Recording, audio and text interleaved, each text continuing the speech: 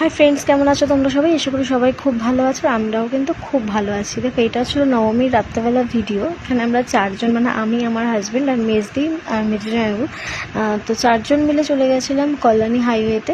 তো ওখানে গিয়ে একটু দাঁড়িয়ে সবাই মিলে গল্প করছিলাম। তারপর মনে হলো যে না, একটু কিছু খেতে হবে। তখন আমরা বললাম যে চলো তাহলে অভি টি স্টলে যাই। এই টি স্টলটার নাম হয়তো অনেকেই জানো, আবার অনেকেই জানো না। যারা কল্যাণী হাইওয়ের ওইদিকে থাকো তারা নিশ্চয়ই চিনবে।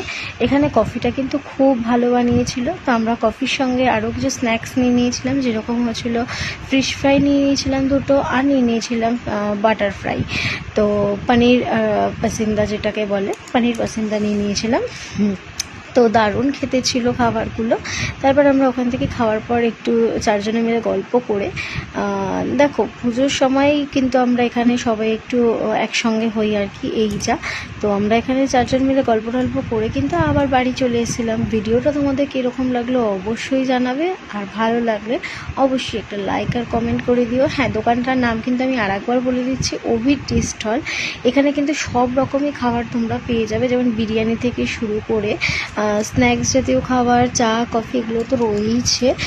তোমরা অবশ্যই এখানে একবার যেও। সত্যি বলছি, যেমন বিহেভিয়ার ভালো, সেমনি খাবারগুলো খুবই ভালো। অ্যাকচুয়ালি এটা আমার একটা ফ্রেন্ডসের দোকান। ভিডিওটা ভালো লাগছে।